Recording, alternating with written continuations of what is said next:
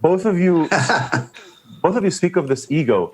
You speak about the god of the ego, Professor Patterson, and Dr. Laitman. You speak of this erupting ego. But I'm, as an observer, I look around and I see the Jews engaged in satisfying this god of the ego, just like everyone else. So the logical question is, well, we're like everyone else. Why even is there such a thing as anti-Semitism? I mean, Professor Patterson, if we are also, worshiping the god of the ego, so to speak, or at least trying to be like everyone else, why is there still such a persistent feeling against that group? Well, the Jews have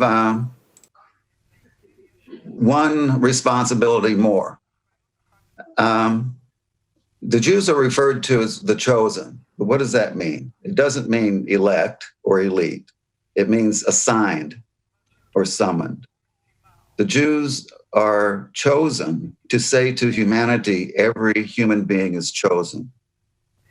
So we are like everyone else. We are chosen. Everyone else is chosen. But to answer to the summons, to answer to the assignment requires getting rid of the ego. A Jew has as much ego as anybody else. Maybe a little more. I don't know. But so Dr. Laitman spoke of connections. The word mitzvah, commandment, comes from tzavta, the Aramaic word, which means connection. We connect through the commandments. God gives us commandments because we have an ego, so that we can overcome the ego and connect. When God commands us, God is saying, please connect with me. So we are, like others. And the commandment, there are two at least two, but there are two very important commandments in the Torah. Dr. Laitman referred to one, love for one another, right? It's Leviticus 19:18. V'ahavta l'recha kamocha. There's a teaching that says, the kamocha, as yourself, is not exactly, I know how much you love yourself, and that's how much I want you to love your neighbor, right? The kamocha is like, that is who you are. You are like that. In other words, your identity, which is not the ego, your humanity, lies in that connection, that relationship, the loving relationship, which, as Dr. Laitman mentions in his book, is a relation of giving. The hav in ahava is to give. So who I am is in that between space of connection to my fellow human being and connection to the Holy One. With regard to the other nations, soon after the commandment to love the neighbor is v'ahavta l'ger kamocha. You should love the stranger. In other words, the ones who aren't like you, who aren't the Jews, as yourself, because you are that loving relation. And the commandments concerning treatment of the stranger, appear 36 times in the Torah, more frequently than any other commandment. So in that way, since it's more important.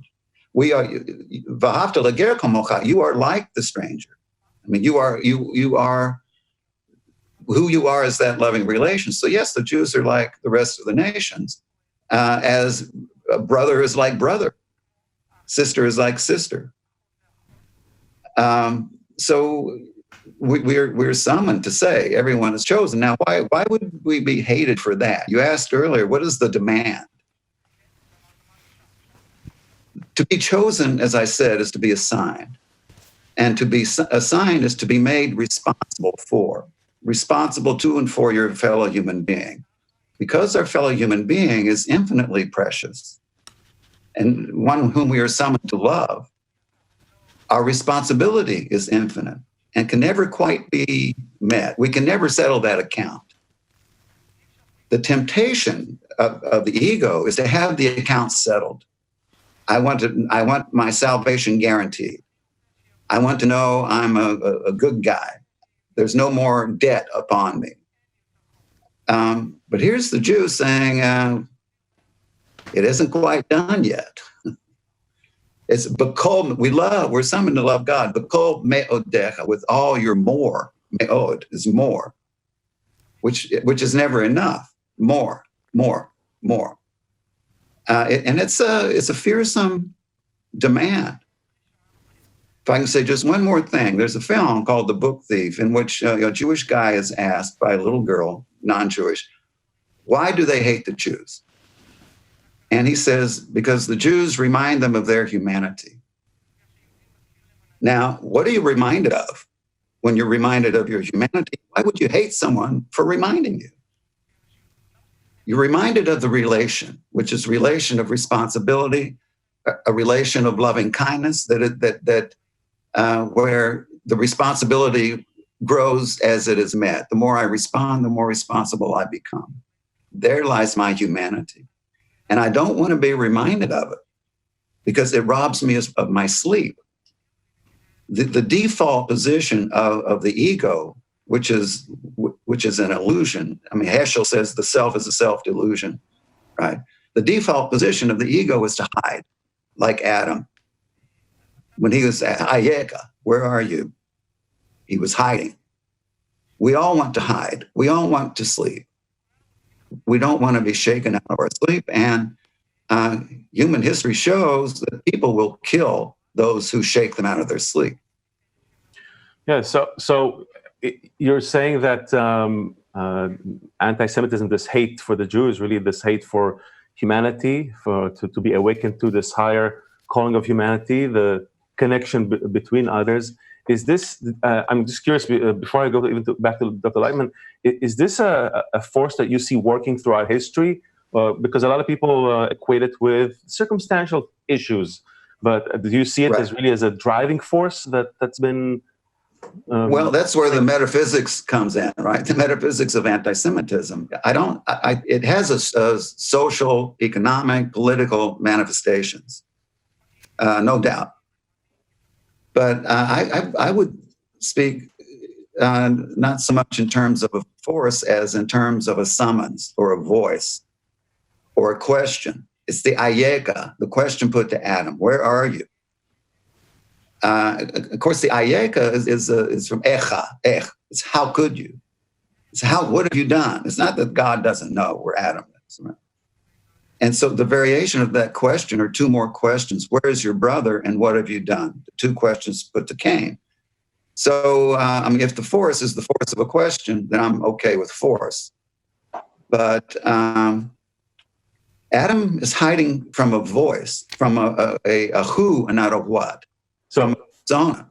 So exactly on that, Dr. Laitman, what is this voice, this creator according to Kabbalah? Because I know Kabbalah doesn't speak of it in religious terms. So Professor Patterson speaks of a voice. What is this voice, force, creator? Well, in my view, that voice calls to the person, to Adam, to be similar to the Creator. Adam actually comes from the word domeh, similar, or to become similar. And so that's the goal of our entire human evolution. But we have to come to it consciously, of our own accord.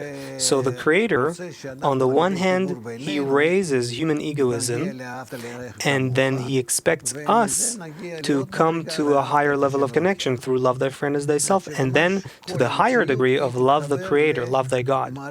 So all of humanity essentially needs to connect to a single integrated system.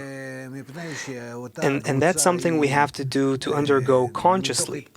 And because that group of people already went through a certain development, it received that task, that mission. And that's why there's pressure on this group, both from the higher system, from above, and from all the nations, that they feel somehow, somewhat dependent on that group. They themselves don't know why, and most Jews themselves don't know why it's happening.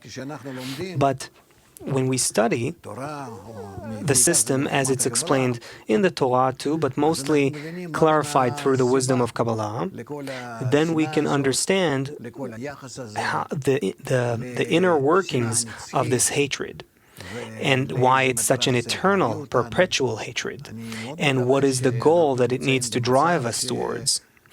I'm hoping that we're coming soon to a point where we'll be able to show to all the nations of the world, to reveal the truth, to reveal what actually is happening here, why that hatred exists. Because hatred by itself will not solve anything.